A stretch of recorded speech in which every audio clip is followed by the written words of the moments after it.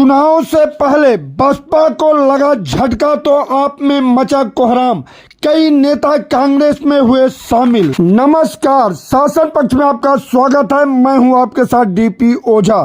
चुनाव को लेकर सरगर्मियां तेज हो गई हैं।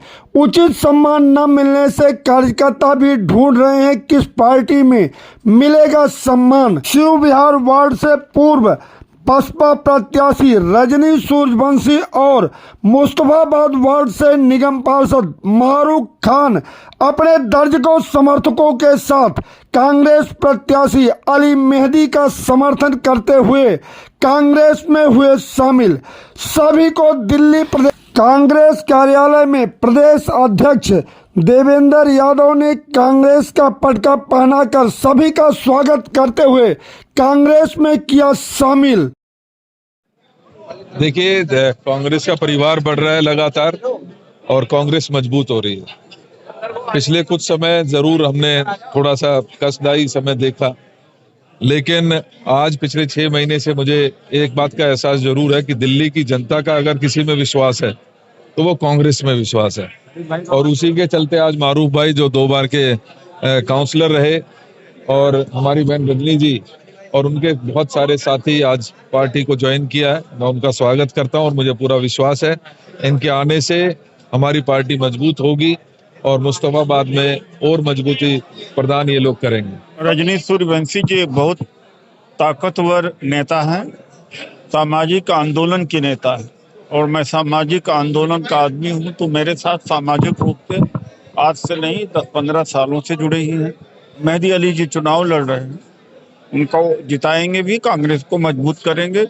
अब मिशन बहुजन समाज पार्टी का इधर है। अभी जो भागीदारी हिस्सेदारी की बात थी, सामाजिक न्याय की बात थी, अब राहुल गांधी जी के नेतृत्व में देश में उठी है। खड़गे जी के नेतृत्व में जो बात बहुजन समाज पार्टी में हुआ करती थी उससे भी ज़्यादा खरी साफ सुथरी बात कांग्रेस पार्टी के नेतृत्व उठा रहा है। तो ऐसे में बीएसपी में रहने का क्या फायदा, क्योंकि विचारधारा उससे भी बेहतर है, साफ सुथरा है कि मीडिया में दलितों पिछड़ों की भागीदारी, जाति जनगणना, आरक्षण की सीमा 50% बढ़ना चाहिए और निजीकरण रुकना चाहिए और मीडिया में भागीदारी हो और कॉरपोरेट में भागीदारी हो। इतनी बात तो बीएसपी भी नहीं उठा सकती थी। तो ऐसे में जब बीएसपी से भी ज़्यादा मिशन का कोई प्लेटफॉर्म मिल रहा है, कांग्रेस मिल रहा है, तो जितने अंबेडकर आबादी हैं या सामाजिक न्याय वाले हैं सबको कांग्रेस में ज्वाइन कर देना चाहिए। जो शीला दीक्षित के नेतृत्व में दिल्ली में बदलाव आया था और दिल्ली ऊपर गई थी, उसी तरह से दोबारा कांग्रेस पार्टी को लाके दिल्ली के अंदर जो 10 साल में 11 साल में काम नहीं हुआ वो दोबारा से काम हो और भीमराव अंबेडकर जी की जो रिस्पेक्ट और इज्जत है वो दोबारा से उसी तरह से लोगों के अंदर हम बताएं जो बीजेपी उसको डाउन करने के अंदर लगी हुई है।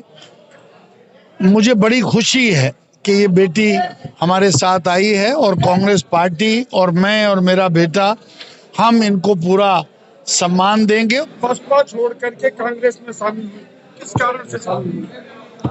आज मैं जो बसपा छोड़कर कांग्रेस में शामिल हुई हूँ, मैं इसलिए शामिल हुई हूँ जो बसपा को आवाज उठानी चाहिए थी बाबा साहब के खिलाफ, जो अमित शाह जी ने बोला संसद में, तो उसके खिलाफ उन्होंने आवाज उठाई नहीं। वो कांग्रेस को तो टारगेट करते हैं लेकिन बीजेपी के लिए एक खिलाफ नहीं बोला, उन्होंने एक शब्द नहीं बोला उनके खिलाफ।